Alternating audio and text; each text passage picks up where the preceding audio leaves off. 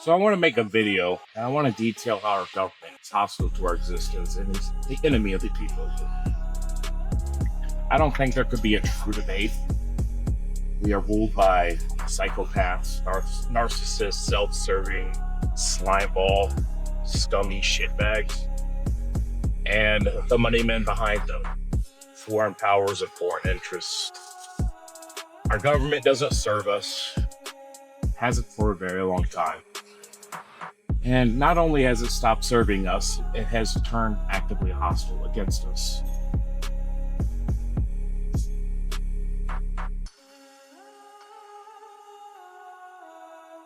So, to illustrate this, I want to point out a few things. And one of the things I want to point out is our border scenario. I point out the border scenario because unless you've been living under a rock, we've been invaded. And not only here in America, but all across the West. All Western governments are hostile to their native populations. It doesn't really matter where you're from, as long as you're from the West, your government is hostile to you and it is your enemy. They're the enemy of prosperity. They want you to own nothing, be happy about it. They want you in constant debt. They want you addicted to drugs. They want you poisoned by your food. They want you working 60 hours a week just to scrape out some kind of living. They basically want you to be, what's the saying again? A wage slave on the corporate farm, I believe is the saying, which is very accurate because that's what we've been reduced to.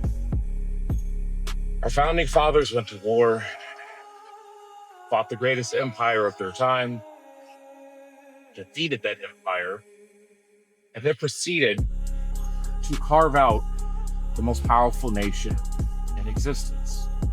And in doing so, they didn't make themselves kings. They didn't make themselves nobles. They gave it to us as an inheritance given to Christian free men.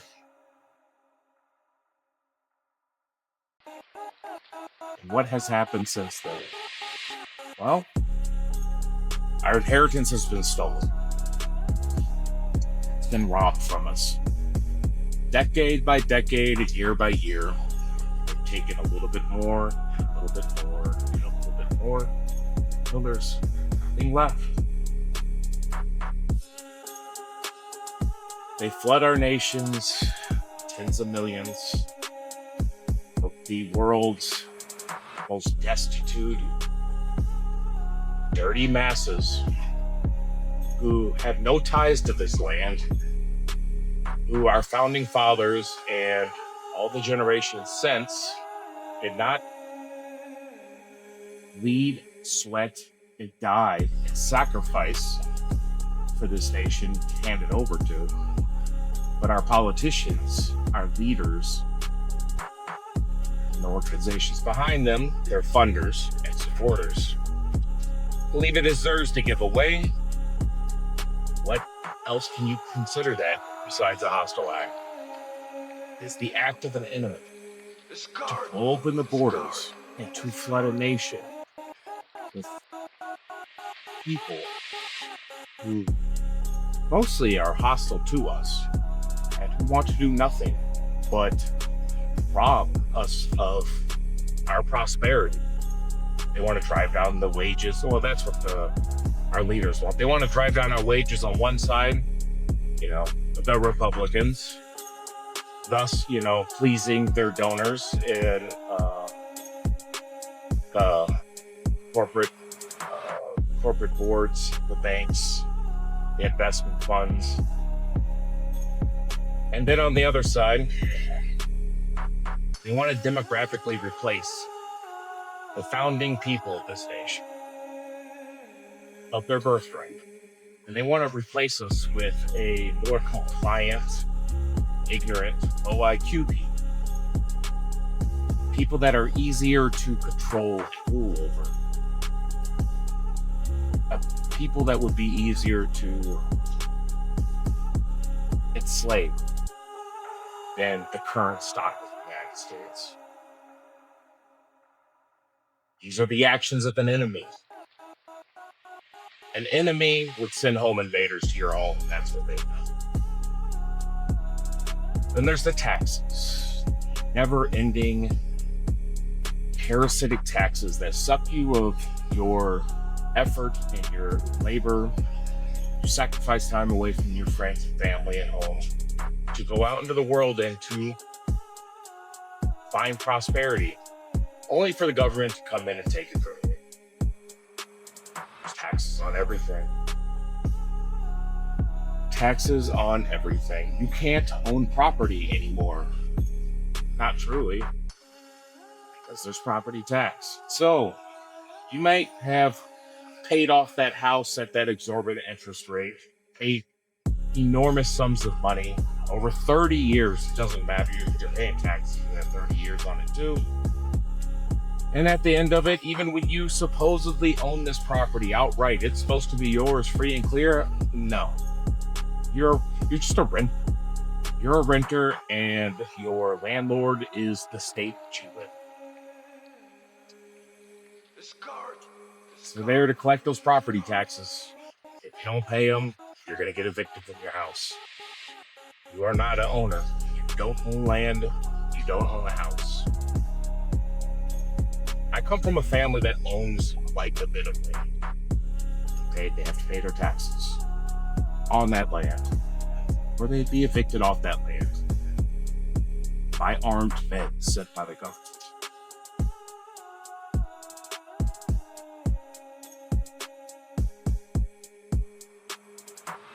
That alone makes you not a free man. If you can't freely own a piece of soil and not have to pay somebody every year or month to stay there, you're not free. You're a serf. You have a lord. That lord is there to collect his taxes. Nothing has changed from the feudal society. There's the endless wars where they feel like they could send us to die on foreign soil for their donors. Mainly from one little nation in the Middle East, full of the chosen people, self-proclaimed chosen people, who think that they are due actually the entirety of the world and humanity is supposed to serve them somehow. But you go and you fight your wars for them. And don't you love the I went to Iraq to fight for your freedom, the veteran will say. You didn't go to Iraq to fight for my freedom, you fucking idiot. What? You bought the lie, which we've all bought. Some of us have woke up to that lie. And if you're still saying that, you haven't. But you didn't go to Iraq or Afghanistan to fight for my freedom. And no point was Saddam Hussein threatening my freedom. No, you didn't. You went and fought for the military-industrial complex, Israel, and the bankers. That's who you went and fought and died for. And so a hostile government sees its people as expendable. There's billions in profits to be made through funneling tax revenue into the coffers of the defense industry. And if it's going to cost their servants, their serfs, the slave class known as Americans, few thousand, few million, they don't care, lives, oh, so be it. They're going to get rich. That's all that matters. Once again, the actions of an enemy, not a friend. There's the bailouts, there's the massive national debts, which is driving inflation. These are hostile acts against a people. These are hostile acts against your children, your great-grandchildren, and the generations that haven't been born yet. They are saddling us with unpayable debt that is going to break the back of the system. They continue to crash our economic systems, too. How many crashes do we have to go through? And a relatively short period of time before we start realizing like that this is an accident. This isn't an accident. This is a hostile behavior. They pump the markets, they pop, they run with the profits, and we're left holding the bag. They're robber barons, they're parasites. They spy on us, they push pornography.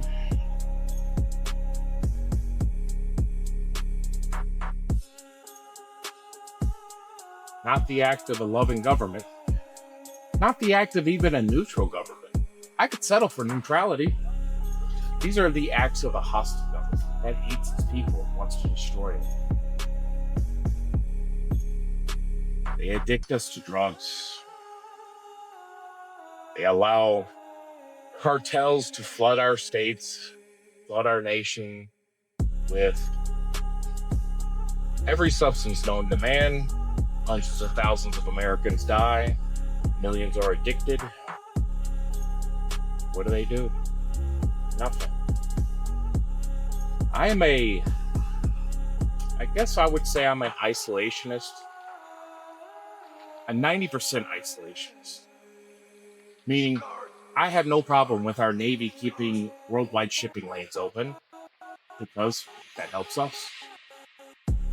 And under no circumstances do I want to see American boots on the ground on foreign soil.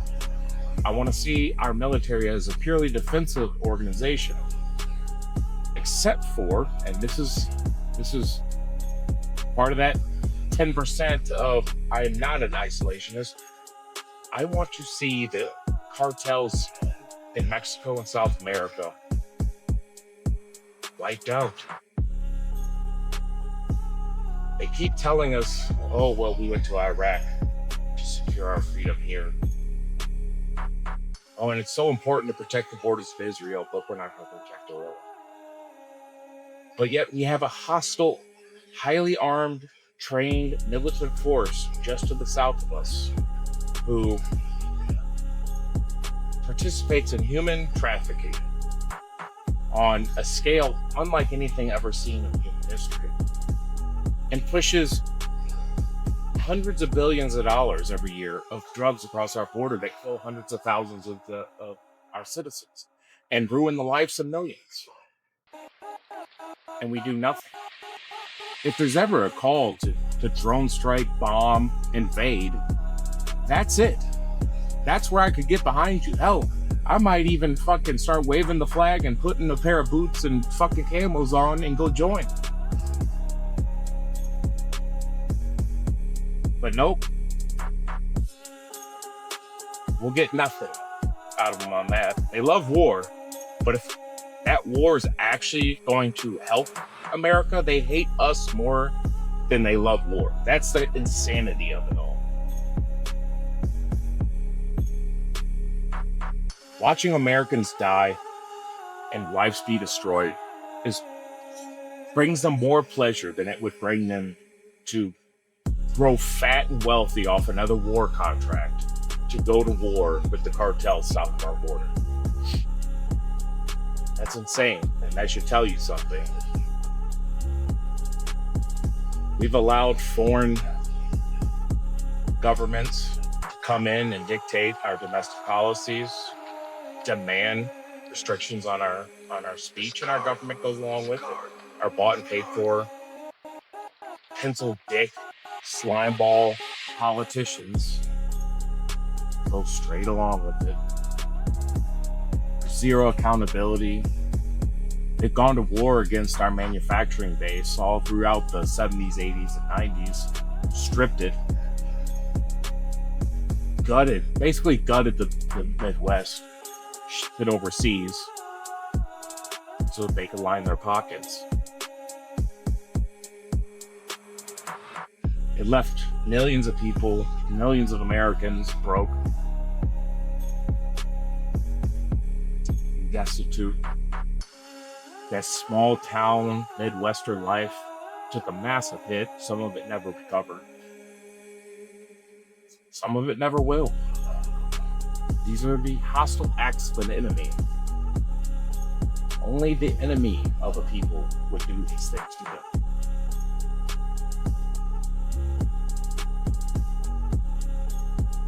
This isn't bad governance. At some point, you have to attribute motive to the actions. It'd be one thing if it was 60-40 split. 60% of the stuff they did was really good and helped America and pushed us into a better position, and Americans were happy and prosperous and healthy. Could you imagine that? A healthy, prosperous America? Because it seems all like a fever dream at this point. You look at old pictures and reels and you're just like, you can't believe that was just a few generations ago, or not even a few decades ago. You see these just bright, shining faces and happy, and everything's clean and well maintained, and people are out shopping, and families are together. Then you look around at what we have now, and it's controlled demolition, is what it is. The enemy isn't at the gates, it's inside the gates. And not only is it inside the gates, it's sitting in the thrones. It's sitting in the throne room, and it's dictating policy to us. Our government is our enemy.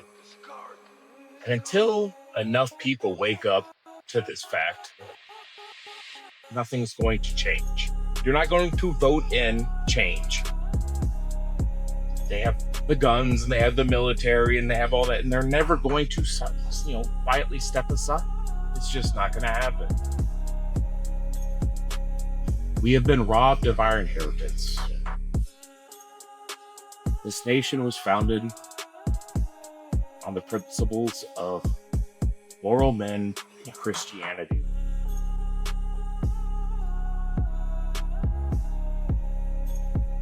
It was never meant to govern anybody else. It was meant to govern the European people with the European mindset of Christian faith and strong moral character.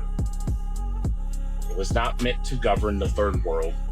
It was not meant to govern endless seas of Indians and Pakistanis and Guatemalans and Haitians. It was not meant to govern Muslims or Sikhs or Hindus or any of the other religions of the world or peoples of the world. Our system of governance was only ever designed and could only ever be designed to govern white, European, Christian people. And your freedom of religion was only extended to the different branches of Christianity. Did you think that when our founding fathers wrote in that you had the freedom of religion, that they were thinking of Judaism and Hinduism and Satanism? Do you truly believe that? Do you think that they were thinking about, the Shia Muslims? That they would, freedom of religion for everybody, including, just in case, 4 million Shia Muslims move into a state and take over and start demanding Sharia law. Like, that was never the intent. And that's why you see it, the rot accelerate. Because there is less and less of the founding stock of this nation present year by year. When I was born, the year I was born, whites made up like 84 or 85% of this nation. Now they're estimating that we are below 60%. That's a few generations, or keep saying generations, it's a few decades. This isn't natural change. This is natural change of changing demographics from like an 84% white nation to a, let's call it a 59% white nation. That's something that takes place over hundreds of years, if it was to happen naturally. But the fact that it's happened in just a few decades shows that it's intentional. This is all on purpose. Is it the Hart-Celler Act that changed our immigration laws that basically blew open the gates? I want to say it's the Hart-Celler Act, but I could be wrong on that. We are under attack. All Americans are under attack. And honestly, they don't see color in the way that we think that they do. To them, it's just they just want a slave class, and they don't care. They want a slave class, and they want to rob the nation. They want to rob the people because these are people that can't create on their own. And so, therefore, they rely on the creativity and the hard work and labor of others, and then they just position themselves in the government, which has the armed force to take the fruits of your labor and your prosperity, and they position themselves into the government, and then they use that position to line their own pockets. So they're fine with all of us being slaves. The problem is that it's a lot easier to look around the world and see the people that willingly take on socialism and communism and different forms of government tyranny and slavery. And when you look around the world and you see it's primarily the southern part of the globe that allows this to happen to them, at least easily allows it to happen to them, willingly goes into it. So to me, it just seems like, yeah, they looked around and they did a calculation. They're like, yeah, let's just get rid of these white people. We'll get rid of the white people, or at least reduce them to such a small population that it's not going to matter. They can't really stop us. And we'll replace them with a much more easily manipulated and moldable people to fit into the system that we're trying to create. So, that being said, no matter if you're white or black or whatever else, the government is your enemy. But specifically, if you are a white man, your government in the West, Germany, France, Norway, Sweden, they hate you. The United States, Canada, they hate you. I'm going to throw Australia in there too, you know. They're technically not in the West, but they're of Western culture. New Zealand, they hate you. You are the problem that they need to get rid of. So, Western man, which way? Do we quietly go along with it, hope for the savior to ride in on the white horse and rally the troops and fix all the problems? I don't know. I know this, though. You ain't gonna vote your way out of this. It's not gonna happen. There's no scenario where you're gonna vote your way out of this. You cannot fix a broken and corrupt system from inside the broken and corrupt system.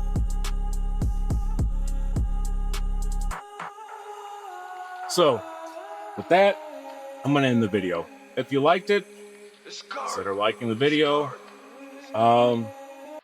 Sub, all the shit that YouTubers say. Sub, like, follow, comment down below. If you think I'm wrong, tell me down below. If you think, because I noticed that white people are being demographically replaced, that makes me a racist and a horrible bigot, and now you hate my guts and you want to tell me what a piece of shit I am, then go ahead and do that in the comments. I won't give a fuck, but feel free to do it. So, yeah. Peace.